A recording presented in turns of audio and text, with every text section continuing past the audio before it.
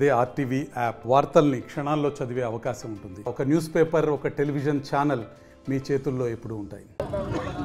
ఆంధ్రజ్యోతి విలేకరులపై దాడి జరిగిన తర్వాత నిన్నటి రోజున కర్నూలు జిల్లాలో ఈనాడు కార్యాలయం మీద అదేవిధంగా ఆంధ్రజ్యోతి విలేకరు ఇంటి మీద కూడా దాడులు జరుగుతూ ఉన్నాయి.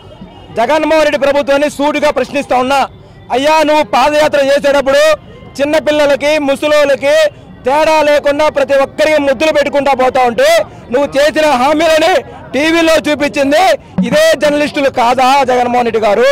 మీరు ఆర్డర్ వేయకపోతే మీరు దున్నపోతు మీద నీళ్లు పోసినట్టు మీరు మీ ప్రభుత్వం జర్నలిస్టులపై దాడి జరుగుతూ ఉంటే ఏం చేస్తున్నారయ్యా? మీ మంత్రివర్గంలో ఉన్నటువంటి కొడాలి నాని ఏం చెప్తున్నాడు? ఆయన ముందే మాజీ మంత్రి అవుతున్నాడు. అదేవిధంగా కొడాలి నాని మాట్లాడుతున్నాడు, వేమూరి రాధాకృష్ణ వచ్చినా లేకపోతే రామోజీరావు వచ్చింటే వాళ్ళు చేతులు కీళ్లు వించేస్తామని చెప్తున్నాడు. కొడాలి నాని, నీ పేరు కొడాలి నాని కాదు, గుట్కా నాని. అదేవిధంగా గంజాయి అమ్ముకునే వ్యక్తి నువ్వు ఈరోజు లారీ క్లీనర్ గా పనిచేసి నువ్వు ఈరోజు నాని పేరు పెట్టుకుని ఏమో అమాయకంగా మాట్లాడుతున్నావేమో గుర్తు పెట్టుకో. నువ్వు కాళ్ళు చేతులు తీయచ్చు. 2024లో గుడివాడ ప్రజలు, ఆంధ్ర రాష్ట్ర ప్రజలు మీకు, మీ ప్రభుత్వానికి, నీకు కూడా తలకాయ తీసేస్తారని చెప్పి కూడా ఈ సందర్భంగా తెలియజేస్తా ఉన్నాం. బండి చలపతి ఏఐఎస్ఎఫ్ రాష్ట్ర ఉపాధ్యక్షులు. దాడి చేయడం చాలా దారుణమైన విషయం.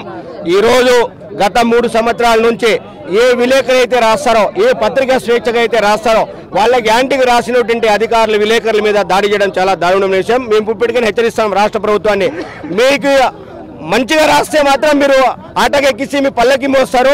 ఈరోజు ఉన్నట్టుగా రాస్తే మీరు ఈ విధంగా విలేకరుల మీద దాడి చేయడం చాలా దారుణ విషయం. ఇప్పటికైనా మేము హెచ్చరిస్తున్నాం, మీరు రాష్ట్ర వ్యాప్తంగా తిరిగినటువంటి దాడుల్ని ఖండిస్తున్నాం తీవ్రంగా. నిన్న జరిగినటువంటి ఈనాడు అధికారి మీద, ఈనాడు కార్యాలయం కర్నూలులో చాలా దారుణ విషయం. ఈ రోజు మీరు దాడులు చేసుకుంటూ పోతే మీ ఇక్కడ ఉన్నటువంటి విద్యార్థి సంఘాలు కానీ నాయకులు కానీ ఎవరు ఊరుకోవడం లేదు. జగన్మోహన్ రెడ్డి గారు ఇప్పటికైనా మీకు హెచ్చరిస్తున్నాం, మీరు దాడులు చేస్తే మాత్రం ఓట్లు మాత్రం ఈరోజు సైలెంట్గా వేస్తాం. మా పోరేంటో రాబోయే 2024 ఎలక్షన్లో చూపిస్తాం. రాష్ట్ర వ్యాప్తంగా మేము ప్రచారం చేస్తాం. ఈ ఉద్యమాన్ని మేము తీవ్రతరం చేస్తాం. మీరు చేసినటువంటి కార్యక్రమం రేపు విజయవాడ ధర్నా చౌక్లో కానీ మేము నిరాదీక్ష చేస్తామని చెప్పేసి గిరిజన సంఘాలుగా డిమాండ్ చేస్తున్నాం. రోజు సమాజం పట్ల బాధ్యత కలిగిన జర్నలిస్టు పైన దాడి చేయడం చాలా తీవ్రమైన, హీనమైన చర్య. ఇది ప్రజాస్వామ్యమా లేకపోతే నియంత్ర పాలన అనేసి మేము విద్యార్థి నాయకులుగా మేము డిమాండ్ చేస్తున్నాం. ఎవరైతే జర్నలిస్ట్ కృష్ణ గారిపై దాడి చేశారో వాళ్ళందరినీ తీవ్రంగా, కఠినంగా శిక్షించకపోతే విద్యార్థి నాయకులుగా మేము చూస్తూ ఊరుకోం. ఈ ఉద్యమాన్ని తీవ్రంగా ఉధృతం చేస్తాం. ఎవరెవరైతే విలేకరు పైన దాడి చేశారో అందరినీ కఠినంగా శిక్షించాలనేసి మేము విద్యార్థి నాయకులుగా ప్రశ్నిస్తున్నాం. అలాగే ఈ కేసును సుమోటో కేసుగా భావించి వ్యక్తులపైన, దుండుగులపైన, వైసీపీ గుండాలపైన కఠినంగా శిక్షించాలనేసి మేము గిరిజన విద్యార్థులుగా మేము తెలియజేస్తున్నాం. ఆంధ్రజ్యోతి ఫోటోగ్రాఫర్ అయినటువంటి కృష్ణ గారి పైన దాడి చేయడం, అదేవిధంగా TV5 విలేకరుల పైన కూడా దాడి చేయడం తీవ్రంగా ఖండిస్తున్నాం విద్యార్థి పక్షాన, NSU పక్షాన.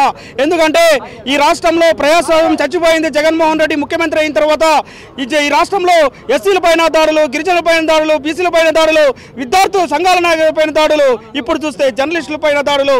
ప్రజాస్వామ్యాన్ని కాపాడేది, చీకటి కోణాలను కూడా బయటికి తీసుకొచ్చి కాపాడే సమాజానికి మూలస్తంభమైనటువంటి విలేకరుల పైన, జర్నలిస్టుల పైన దాడి చేయడం ఖండిస్తున్నాం. జగన్మోహన్ రెడ్డి గారు ఖచ్చితంగా మిమ్మల్ని కూడా ఈ రాష్ట్ర సరిహద్దుల నుండి తరిమి కొట్టడానికి విద్యార్థులు, యువకులు అందరూ అన్ని వర్గాల ప్రజలు సిద్ధంగా ఉన్నారని తెలియజేస్తున్నాం. మరిన్ని వీడియోస్ కోసం ఛానల్ ని సబ్స్క్రైబ్ చేయండి. లేటెస్ట్ అప్డేట్స్ కోసం వాట్సాప్ ఛానల్ ని ఫాలో చేయండి. అండ్ లింక్ డిస్క్రిప్షన్ లో ఉంది.